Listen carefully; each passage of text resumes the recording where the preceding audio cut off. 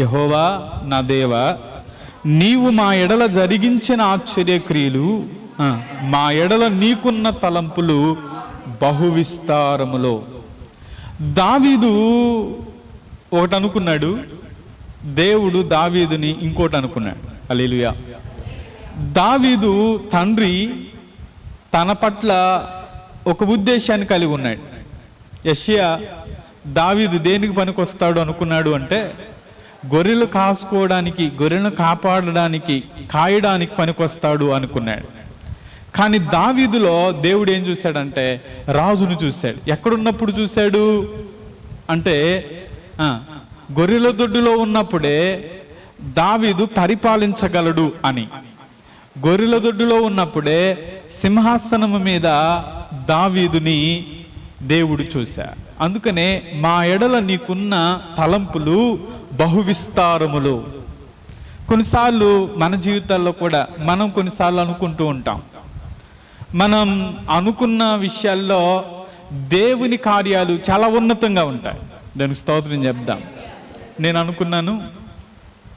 అనుకున్న మాట, నాకు సైకిల్ తొక్కటమే వచ్చు. ఏమి రాదు? సైకిల్ తొక్కటమే వచ్చు, బైక్ నడపడం కూడా రాదు. ఒకసారి ఒక పాస్టర్ గారు, శాంతి నువ్వు బైక్ తోలు అని చెప్పి నన్ను బలవంతంగా ఎక్కించాడు. ఇక నేను భయపడతానే ఉన్నాను. తీసుకున్నాడు. ఇక 2-3 సంవత్సరాల దాకా నువ్వు బండెక్కు, నువ్వు తోలు అని అనలా. ఎన్ని సంవత్సరాలు? దాదాపు 4 సంవత్సరాలు అవుతున్న బండి వెనకాల ఎక్కటమే తప్ప, వెనకాల ఎక్కి కూర్చోవటమే తప్ప నువ్వు తోలు అని అనలేదు. దేవుడు అయినా ప్రేమించి 2 వీలర్ ఇచ్చాడు. అప్పుడు అనుకుంటా ఉండేవాడిని, ఒకవేళ 4 వీలర్ వస్తే డ్రైవింగ్ వచ్చిద్దా అని. కానీ దేవుడు దాన్ని కూడా నేర్పించాడు. హల్లెలూయా.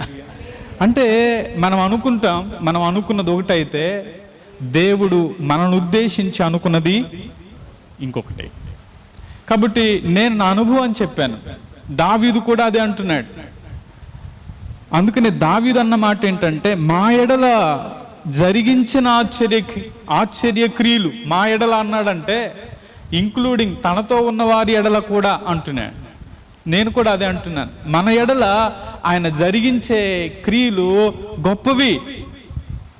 అందుకనే వాటిని వివరించి చెప్పాలి అని అంటే, ఒకవేళ మనం దేవుని దగ్గరకు వచ్చిన నాటి నుంచి మన జీవితాల్లో చేసిన మేలులు ఓ పుస్తకమే రాయొచ్చు. రాయొచ్చు అంటారా? రాయొచ్చు.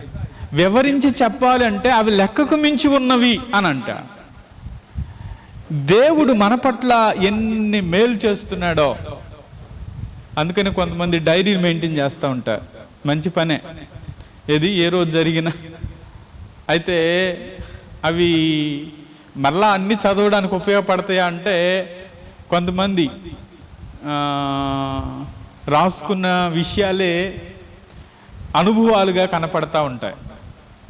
అయితే రాసుకోవటం అనేది ఒక మంచి అలవాటే, కానీ పర్సనల్ విషయాలకు వచ్చేసరికి అవి రాసి ఉంచారనుకోండి, ఎవరో చదివి వాటిని మిస్యూజ్ చేస్తూ ఉంటా. అది మంచిది కాదు. సరే, ఏదేమైనా నేను ఇక్కడ ఏం చెప్పాలనుకున్నానంటే, దేవుడు మన ఎడల ఉన్నతమైన ఉద్దేశాలు కలిగి ఉన్నాడు.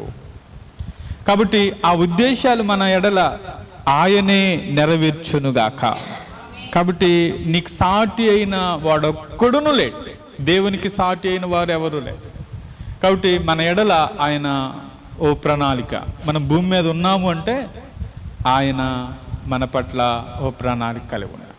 కాబట్టి ఆయన మన పట్ల కలిగిన ప్రణాళికలు నెరవేర్చాలి అంటే మనం ఏం చేయాలంటే, కృతజ్ఞతాపూర్వకంగా దేవుని మహింపరుస్తూ ఆయన వైపు చూస్తూ ముందుకు సాగుదాం.